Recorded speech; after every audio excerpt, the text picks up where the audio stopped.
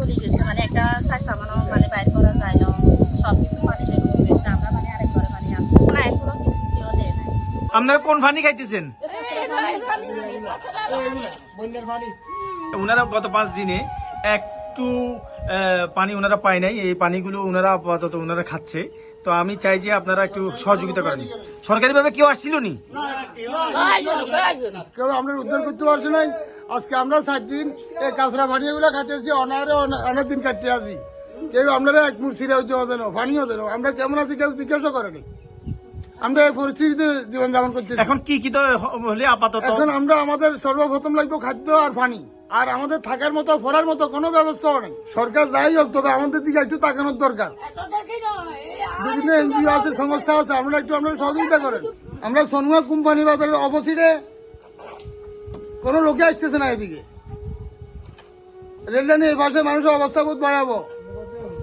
আমরা এখন ছাদের উপর কোন রকম জীবন যাপন করি। ওনার বয়স প্রায় 120 বছর। আমাদের আমাদের দাদি হয়।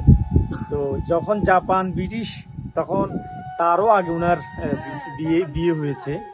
তো আলহামদুলিল্লাহ এখনো উনি আল্লাহ অনেক ভালো রাখছে, অনেক সুস্থ হয়েছে। আপনি দেখছিলেন এর ভিতরে হাত ভাঙে গেছে? আহা, আপনি কি এরকম অবস্থা দেখছিলেন? না, ওই বাদ ঢুকে না, উড়ানে গাড়া ঘরে ঢুকে শুধু উঠানে পানি ঢুকছিল। এই 120 বছরের ভিতরে আপনি দেখেন নাই? না, তোমরা ওটা দিয়েন থাই, তোমরা বৃষ্টির পানি খাই রুচি, বৃষ্টির পানি কাঁচরা, একদম কাঁচরা পানি, গন্ধ পানি, এগুলা খাই রুচি কোনো। আমাদের সোনুয়া ইউনিয়নে এবং কি পার্শ্ববর্তী ইউনিয়ন, অনেকগুলি ইউনিয়ন আছে, আসলে কেউ এরকম ত্রাণ বলতে কেউ কিছু পায় নাই। রেল লাইনের ওই পাশে যা পেয়েছে, এই যে 120 বছর আমরা আজকে সর্বপ্রথম 120 বছর বয়সী এরকম, এবং বাচ্চারা, উনি তো এক ধরনের বাচ্চাই, ওনাদের আসলে অনেক কষ্ট হচ্ছে। আমি আমাদের সোনুয়া ইউনিয়নে যারা আছে, বিদেশিরা যারা আছে, আমার ভাই বোনেরা যারা বিদেশে আছে, প্লিজ আপনারা আপনাদের মতো করে, আপনারা আপনাদের নিজেদের ইচ্ছায়, নিজেদের ব্যবস্থায় সোনুয়া ইউনিয়ন, তারপরে হচ্ছে গিয়ে সোনুয়া ইউনিয়নের এই পাশে উত্তর সোনুয়া, তারপরে হচ্ছে গিয়ে তেতইয়া, দমদমা, তারপরে মোটুবি ইউনিয়ন, এদেরকে একটু সহযোগিতা করেন। আজকে 5 দিন এরা মানে শুধু এই যে নোংরা পানিগুলো খেয়ে কিন্তু বেঁচে আছে, নোংরা পানিগুলো খেয়ে বেঁচে আছে।